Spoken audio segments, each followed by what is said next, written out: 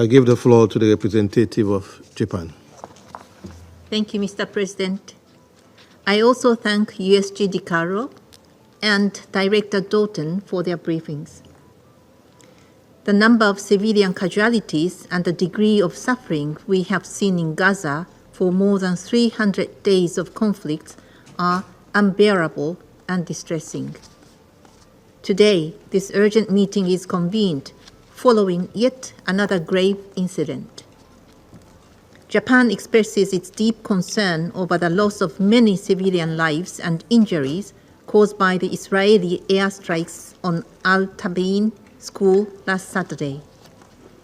It is appalling that numerous civilian casualties have occurred in schools and hospitals. All parties must strictly abide by relevant principles of international law, especially the protection of civilians. We urge Israel to make every effort to avoid civilian harm. Mr. President, Gaza is truly in agony. Nearly 1.9 million people are forcibly displaced due to the repeated evacuation order by Israel, fleeing again and again to places where life is barely tenable. Japan is deeply worried about the significant shortage of food, medicine, fuel, and other basic necessities in Gaza.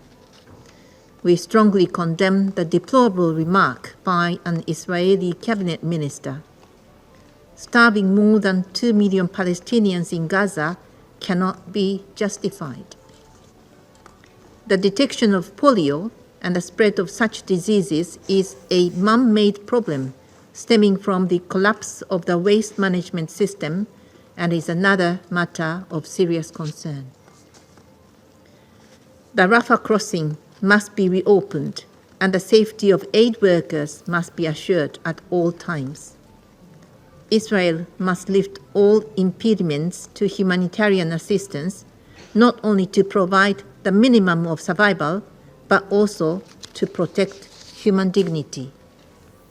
Mr. President, the still unfolding tragedy confirms that three things that this Council called for in Resolution 2735 must be achieved now without any further delay, namely, an immediate ceasefire, the release of all remaining hostages, and the expansion of aid delivery across Gaza at scale.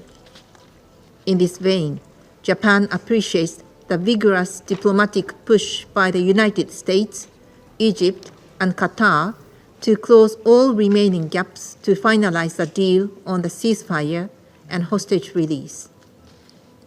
We strongly support the recent joint leaders' statement and the effort made by the three countries, and we urge all parties concerned, especially Hamas, to constructively engage at the proposed meetings later this week and immediately work towards concluding the deal. This Council and the entire international community must remain united to end this crisis immediately. Japan will play its part in close cooperation with relevant stakeholders. I thank you, Mr. President.